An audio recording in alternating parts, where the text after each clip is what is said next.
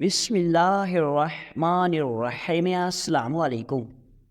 مبشر voice YouTube channel میں آپ سب دوستوں کو خوش آمدید کہتے ہیں۔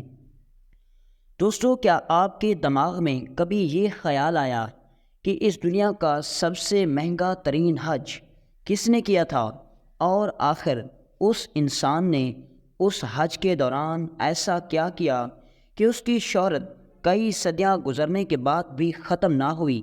آخر اس نے اپنے حج کے دوران ایسا کیا کیا، آج کی اس ویڈیو میں ہم آپ کو بتاتے ہیں۔ دوستو، منسا موسیٰ سلطنت مالی کا سب سے مشہور اور نیک حکمران رہا، جس نے 1312 ہجری سے 1337 ہجری تک حکومت کی۔ اس کے دور سلطنت میں مالی کی سلطنت اپنے نقطۂ عروج پر پہنچ گئی۔ منسا کا مطلب بادشاہ ہوتا ہے۔ ٹمنگٹو اور گاد کے مشہور شہر فتح ہوئے، اور سلطنت کی حدود مشرق میں گاد سے مغرب میں بحریہ کے نیوس اور شمال میں تفازا کی نمک کی کانوں سے جنوب میں ساحلی جنگلات تک پھیل گئی۔ 1395 کے ایک افریقی یورپ کے نقشے میں منسا موسیٰ کو دکھایا گیا ہے۔ منسا موسیٰ کو سب سے زیادہ شہرت اس کے سفر حج کی وجہ سے ہوئی، جو اس نے 1324 میں کیا تھا۔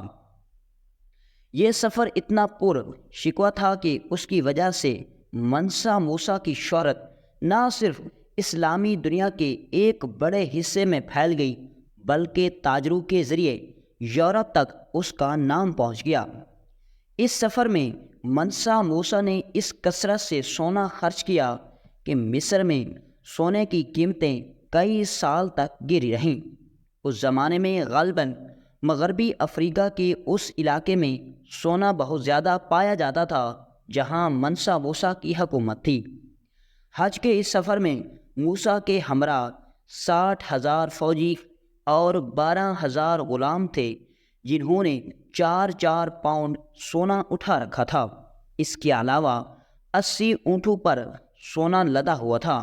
اندازہ ہے کہ موسیٰ نے 125 ٹن سونا اس سفر میں خرچ کیا۔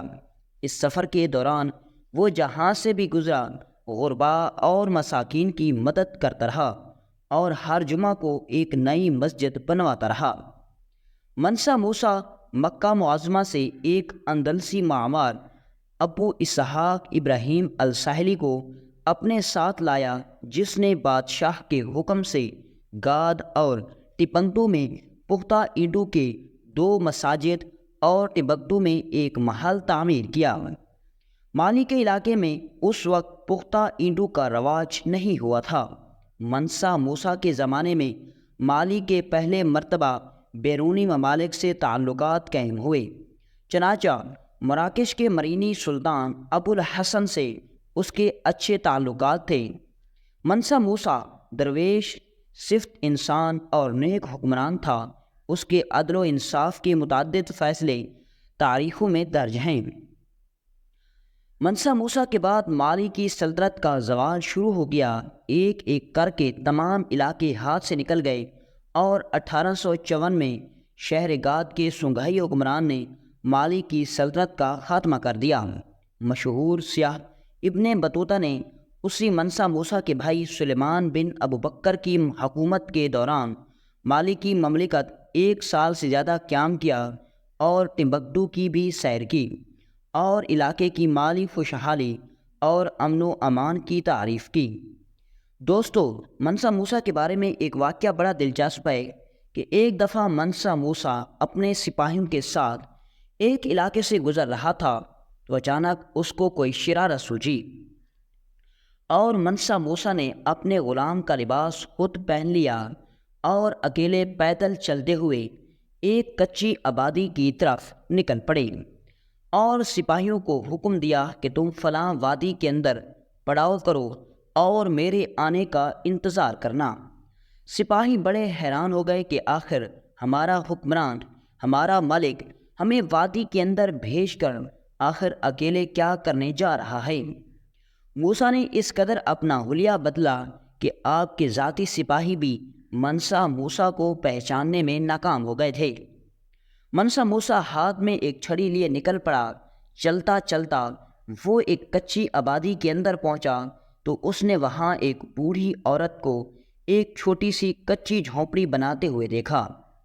اس نے دیکھا کہ ایک بوڑھی عورت کانپتے ہوئے ہاتھوں کے ساتھ مٹی سے بنا ہوا گارا اٹھاتی، پھر اس کو دیوار پر لگاتی، پھر چھوٹے چھوٹے پتھر اٹھاتی، پھر ان کو لگاتی، اور ہاتھ کانپنے کی وجہ سے پتھر اس کے ہاتھ سے گر جاتے، اور کئی دفعہ تو اس بوڑھی عورت کو یہ سب کرتے ہوئے چوٹ لگ گئی، اور منسا موسیٰ ایک کونے میں کھڑا یہ سارا منظر دیکھ رہا تھا۔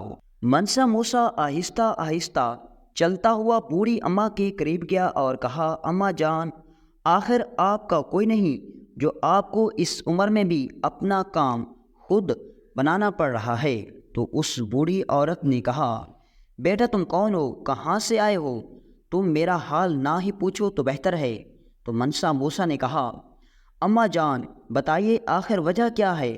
تو اس نے کہا، بیٹا میرا اس دنیا میں کوئی نہیں، میرا ایک بچہ تھا جو کہ جوانی میں ہی مجھے چھوڑ کر اس دنیا سے چلا گیا۔ میرا شوہر بھی میرے بیٹے کی وفات کے چند سال بعد چلا گیا، اور میں اس دنیا میں اکیلی رہ گئی۔ بستی کے لوگوں نے جب میرے حالات برے دیکھے تو انہوں نے مجھے بھی پیچھے چھوڑ دیا۔ تو منسا موسیٰ نے کہا، اماں جان تو پھر آپ نے اپنے بادشاہ کو شکایت کیوں نہیں لگائی؟ تو بوڑھی اماں نے کہا، بیٹا میرے میں اتنی طاقت کہاں کہ میں بادشاہ کے محل تک جا سکوں، اور میری اتنی اوقات کہاں کہ بادشاہ مجھے اپنی شکایت دینے کا موقع دے۔ تو منسا موسیٰ کی آنکھوں میں آنسو آ گئے اور کہا، اماں جان پہلے آپ کی جھونپڑی کیسے گری جو اب آپ اور بنا رہی ہو؟ تو بوڑھی اماں نے کہا، بیٹا پچھلے دنوں کی بات ہے کہ منسا موسیٰ کے وزیر کا گزر ہماری بستی کے پاس سے ہوا۔ اس میں بے شمار گھوڑے اونٹ موجود تھے، اور ان گھوڑوں کے پیروں کے دبدبے اور دھڑکن کی وجہ سے میری جھونپڑی گر گئی۔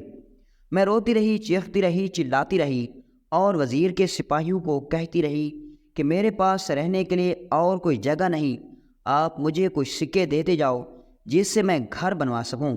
تو انہوں نے مجھے ٹھوکر مار کر زمین پر پٹخ دیا اور کہا، ہمارے راستے سے ہٹ جاؤ ورنہ تمہیں اپنے گھوڑے کے پیروں تلے کچل دیں گے۔ بیٹا اس بادشاہ سے میں کیا مدد مانگتی جس کے سپاہی مجھے اپنے گھوڑے تلے روننا چاہتے تھے؟ یہ سن کر منسا موسیٰ بڑا حیران و پریشان ہو گیا اور کہا، میں نے تو سمجھا تھا کہ میں نے اپنی سلطنت کے اندر انصاف قائم کر دیا، کوئی غریب نہ رہا، لیکن حقیقت میں ایسا کچھ نہیں ہے۔ میرے پیٹھ پیچھے خنجر گھونپا جا رہا ہے اور مجھے کسی بات کا علم نہیں۔ اب منسا موسیٰ نے اپنے ہاتھوں سے پتھر اٹھانا شروع کیے اور بوڑھی اماں کے ساتھ اس کی جھونپڑی تیار کروانے لگے۔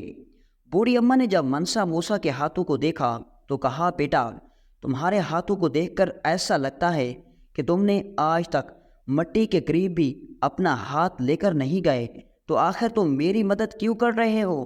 تو منسا موسیٰ نے کہا، اماں جان مجھ پر بہت قرض ہے، بس میں اپنا قرض چکا رہا ہوں۔ بوڑھی اماں بڑی حیران ہوئی۔ منسا موسیٰ صبح سے لے کر دوپہر تک بوڑھی اماں کی جھونپڑی بنواتا رہا۔ جھونپڑی بنوانے کے بعد وہ دوبارہ اپنے قافلے کے اندر جا ملا اور اپنے محل چلا گیا، لیکن جب اس نے جھونپڑی مکمل کر لی تو اس نے بوڑھی اماں کو کہا، اماں جان کل آپ بادشاہ کے محل لا جانا اور بادشاہ کو اپنی شکایت لگانا۔ تو بوڑھی اماں نے کہا، بیٹا تم جانتے ہو ایک بوڑھی عورت کو جس کے پاس پہننے کے لیے اچھا لباس نہیں، جس کے پاس کوئی سواری نہیں، اس کو بادشاہ تک اس کے سپاہی کیسے جانے دیں گے؟ تو منسا موسیٰ نے کہا، بوڑھی اماں میرے پاس ایک خاص قسم کی انگوٹھی ہے، وہ انگوٹھی جس کے پاس بھی ہوتی ہے منسا موسیٰ اس کو جھک کر سلام کرتا ہے۔ تم یہ انگوٹھی محل کے دروازے پر موجود سپاہیوں کو دکھانا، وہ تمہیں محل کے دروازے سے گزرنے دیں گے۔ بوڑھی اماں بڑی حیران ہو گئی کہ آخر اس انگوٹھی میں ایسی کیا خاص بات ہے۔ بوڑھی اماں نہیں جانتی تھی کہ جس کو وہ ایک عام مسافر سمجھ رہی ہے وہ اس کی سلطنت کا بادشاہ منسا موسیٰ ہے، جو دنیا کا امیر ترین بادشاہ تھا۔ بوڑھی اماں نے منسا موسیٰ کو دودھ کا پیالہ گرم کر کے پلایا اور اس کے بعد منسا موسیٰ وہاں سے رخصت ہو گئے۔ اب وقت گزرتا رہا، منسا موسیٰ اپنے محل آ گیا۔ چند دنوں کے بعد بوڑھی اماں چلتے چلتے منسا موسیٰ کے محل کے دروازے پر پہنچی اور منسا موسیٰ کے سپاہیوں کو انگوٹھی دکھائی۔ وہ بڑی حیران ہو گئی کہ منسا موسیٰ کے سپاہی نے اس انگوٹھی کو دیکھتے ہی اپنے سر جھکا دیے اور بوڑھی اماں کو محل کے اندر بڑے اعزاز کے ساتھ بھیج دیا۔ بوڑھی عورت بڑی حیران ہو گئی کہ آخر اس انگوٹھی میں ایسی کیا خاص بات تھی کہ بادشاہ کے سپاہی نے مجھے اتنی عزت کے ساتھ محل کے اندر بھیج دیا۔ وہ دل ہی دل میں اس مسافر کو دعائیں دے رہی تھی کہ اگر آج وہ میرے سامنے ہوتا تو اس کا ماتھا چومتی۔ بوڑھی عورت کے دل میں اس مسافر کے لیے بس دعائیں ہی دعائیں نکل رہی تھیں۔ چند لمحے گزرے، بوڑھی عورت دربار کے اندر داخل ہوئی اور سامنے بیٹھے ہوئے بادشاہ منسا موسیٰ کو دیکھ کر حیران و پریشان ہو گئی۔ بہت ساری دیر دیکھنے کے بعد بوڑھی عورت کچھ کہے بغیر وہاں سے جانے لگی تو اتنے میں ایک اور فریادی نے بوڑھی عورت سے پوچھا، اماں جان، کیا وجہ ہے کہ آپ اپنا مسئلہ بتائے بغیر ہی بادشاہ کو جا رہی ہیں؟ کیا وجہ ہے؟ تو بوڑھی عورت کہنے لگی، آج میں نے اپنی آنکھوں سے جو دیکھا ہے شاید اس سے پہلے میں نے زندگی میں کبھی نہیں دیکھا۔ اس فریادی نے بوڑھی عورت سے پہلے پوچھا، بوڑھی اماں آخر آپ نے کیا دیکھ لیا؟ تو بوڑھی اماں نے اس فریادی کو مکمل داستان سنائی۔ اس نے بتایا کہ کل ایک مسافر میری بستی سے گزر رہا تھا تو اس نے مجھے جھونپڑی بناتے ہوئے دیکھا تو وہ مسافر میری مدد کرنے لگا اور آدھا دن تک وہ میرے ساتھ میری جھونپڑی بناتا رہا۔ اور کیا تم جانتے ہو کہ وہ آدمی کوئی اور نہیں، میرے سامنے اس وقت بیٹھا ہوا بادشاہ منسا موسیٰ تھا۔ یہ سن کر فریادی حیران و پریشان ہو گیا اور کہا، اے اماں تم کیا کہہ رہی ہو؟ یہ سن کر وہ فریادی بڑا حیران و پریشان ہو گیا کہ ایک بادشاہ اتنا رحم دل اور اتنا سادہ کیسے ہو سکتا ہے؟ اس نے کہا، اماں جان آپ کو کوئی غلط فہمی ہوئی ہوگی۔ تو اس نے کہا، نہیں، مجھے کوئی غلط فہمی نہیں ہوئی، کیونکہ اس نے کل مجھے جو انگوٹھی دی تھی اور کہا تھا کہ تم محل کے دروازے پر آنا تو تمہیں محل کے اندر سپاہی آنے دیں گے۔ تو اب مجھے معلوم ہوا کہ یہ انگوٹھی کوئی عام انگوٹھی نہیں بلکہ شاہی انگوٹھی ہے۔ بوڑھی عورت وہاں سے پلٹی اور محل کے دروازے پر پہنچی اور سپاہی کو کہا، یہ انگوٹھی بادشاہ تک پہنچا دینا۔ سپاہی نے انگوٹھی لی اور بوڑھی اماں وہاں سے پلٹنے لگی تو اتنے میں ایک اور سپاہی دوڑتا ہوا آیا اور کہا، بوڑھی اماں آپ کو ہمارے بادشاہ سلامت بلا رہے ہیں۔ یہ سن کر بوڑھی عورت کے پیروں تلے زمین نکل گئی کہ میں نے تو کل بادشاہ کو بہت برا بھلا کہا، میں نے تو اس کے وزیر کے بارے میں بہت برا بھلا کہا، آج میری موت پکی ہے۔ بوڑھی عورت کے ہاتھ کانپنے لگے تو اتنے میں بادشاہ خود وہاں پہنچا اور کہا، اماں جان میں بے شک کل ہی آپ کو بتا سکتا تھا کہ میں منسا موسیٰ ہوں، لیکن میں آپ کو دکھانا چاہتا تھا کہ میں نے اپنی سلطنت سنبھالنے سے لے کر آج تک ہر ایک لمحہ انصاف پر مبنی فیصلے کرنے پر گزارا ہے۔ میں نہیں جانتا تھا کہ میرا وزیر اتنا غدار ہو سکتا ہے۔ بادشاہ نے اسی وقت حکم دیا اور وہ وزیر بادشاہ کے سامنے حاضر ہو گیا۔ تو بوڑھی عورت سے بادشاہ نے پوچھا، کیا یہ وہی وزیر ہے؟ تو بوڑھی اماں نے کہا، ہاں بیٹا یہ وہی وزیر ہے۔ تو بوڑھی عورت کے سامنے منسا موسیٰ بادشاہ نے اپنے وزیر کو ایک بوڑھی عورت کے گھر گرانے کے حکم میں اسے محل سے بے دخل کرنے کی سزا سنا دی اور اسے وزیر کے عہدے سے برطرف کر دیا۔ یہ دیکھ کر بوڑھی عورت بڑی حیران و پریشان ہو گئی کہ ایک بوڑھی عورت کی خاطر منسا موسیٰ بادشاہ نے اپنے وزیر کو برطرف کر دیا۔ تو اسی وقت منسا موسیٰ کے قدموں میں گر گئی اور کہا، حضور اس سے غلطی ہو گئی، آپ اسے معاف کر دیں۔ ایک بوڑھی عورت کی خاطر جس کی زندگی کے چند دن باقی ہیں، آپ اس وزیر کو عہدے سے برطرف نہ کریں، اس کو اس کی آخری غلطی سمجھ کر معاف کر دیں۔ یہ دیکھ کر وزیر اسی وقت بوڑھی عورت کے قدموں میں گر گیا اور کہا، اماں جان اگر میں آپ کی جگہ ہوتا تو شاید میں کبھی معاف نہ کر پاتا، لیکن اللہ نے آپ کو بہت بڑا دل دیا ہے۔ اس کے بعد منسا بادشاہ نے اپنے وزیر کو معاف کر دیا اور بوڑھی عورت نے بھی اس وزیر کو معاف کر دیا، اور اسی طرح یہ واقعہ تاریخ میں بہت مشہور ہو گیا۔